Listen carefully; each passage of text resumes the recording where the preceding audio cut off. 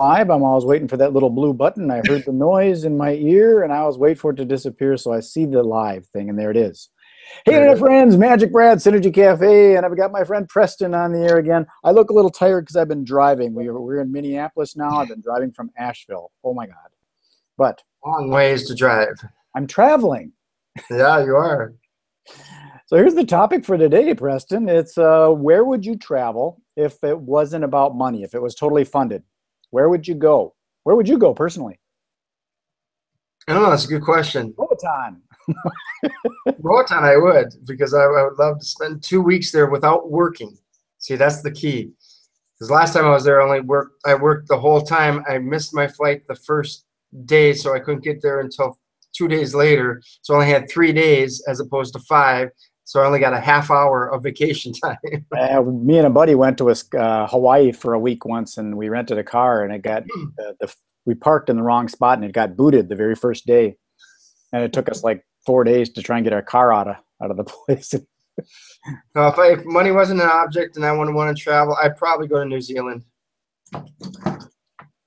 That I would may consider that. That's close to where I'd like to go. I'd like to go to Bali. I'm very fond of Bali, but if seeing money is not an issue, I would bring my wife and probably some friends. Yeah, exactly. Gotta get creative. To go alone.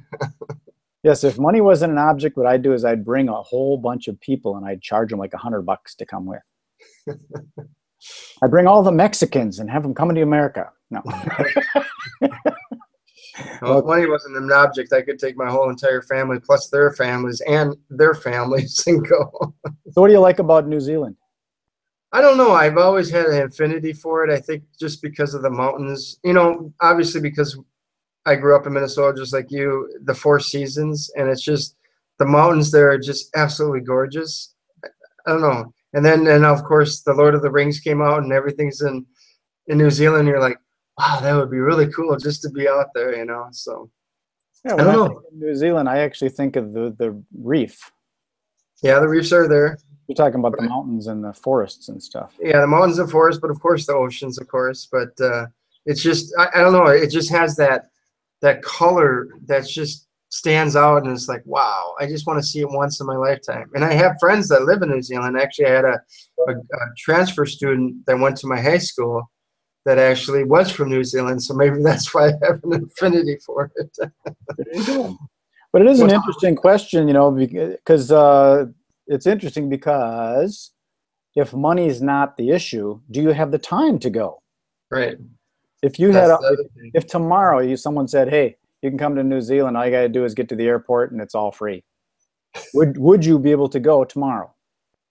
I'd try to do everything in my possibility to go.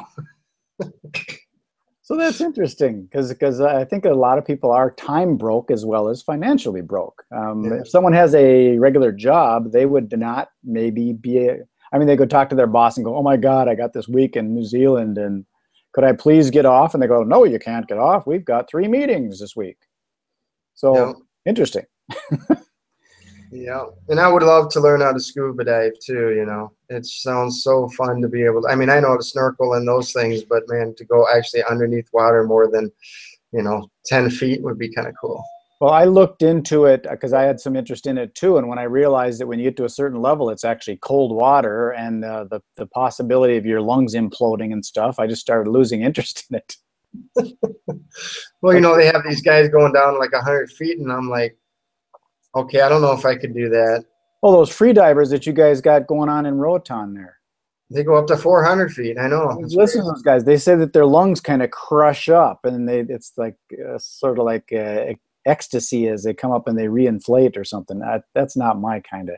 Well, the thing is, you have to hold your breath. You have to hold your breath for 4 minutes. So that means you have to get down that depth within 2 minutes. So you have another 2 minutes to get back up, and you can't go fast up, otherwise you will, have problems. So I'm like, I don't know how they do it. But it's a challenge to them. And of course, they had one that died recently, from that. So. I can imagine. It's because you panic, you want to get up there faster, and you can't. And I don't know what drives a person to do that. Kind of like weightlifting, dead weights competition. I can't really understand that either. All this work to lift something up and put it back down again. But Well, if I do go to New Zealand, though, I would go fishing just like I would do in here in Roatan and go for marlin or some big fish. I wanted to do that too. Go deep sea fishing where you actually go for the big ones. I went on a thing in New York where all we caught was cod, and then I went to another was at a seminar in Cabo San Lucas, and we went deep sea fishing and caught those mahis and Yeah. things like that. But I want to catch one of those big ones that jump up in the air and flap around and all that stuff. Well, I caught a tuna here. It was like, no, about 8 years ago now.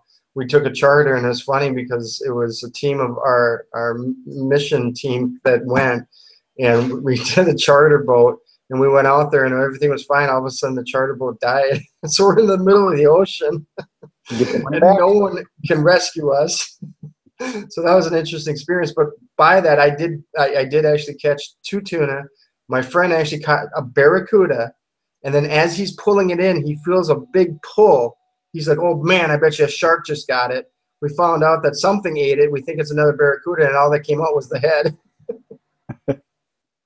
Well, that's the cool thing about travel is when a person is thinking about going to a destination, it's in their head. They're playing it through their head, all the stuff they're going to do and the things they want to do. So it's really cool. It's emotional before. And then when you're actually on site, you're having this experience that you'll never forget. And then when you're done, you get to tell stories about it. I think that's one of the coolest things about the whole travel industry. Exactly. It's all about emotion, about how you feel and how you feel afterwards. Because most people say, I need a vacation after my vacation. Well, they need to rest from all the fun they had. But I think life is a vacation. I think everybody should take more time off. And now with the internet, being able to automate and do recurring income streams and things like that. If they took advantage of that, they'd start to live their life again. So yeah, that's my motto. Again, we don't like to do these too long, but if anybody is watching this and wants to comment below and wherever there may be a comment section or whatever, or give us a call, maybe we'd like to interview you if you've got a resort or if you've even gone on vacation somewhere memorable and you want to talk about it, or if you're a tour operator or something like that, we'd love to have you on our programs and we can talk travel and tourism and lifestyle. So that's my story. Absolutely. Yeah, we definitely are collaborating with even people that are in the industry. So if you're interested, we'd love to work with you. Well, I found that there's so many of these different people that are on businesses and they do work hard and then they do want to take a vacation. That's why I love the concept of travel and lifestyle, because it's about time we get back to living our lives. Yep. So this is Magic Brad with Synergy Cafe and the Synergy Collaborative and Preston, and you've got we didn't talk much about your live webcams, but we'll do that perhaps, we'll be on Friday. Let's talk about that perhaps on Monday. Okay, sounds good. Okay, peace. Take care. Maybe I'll see you in New Zealand.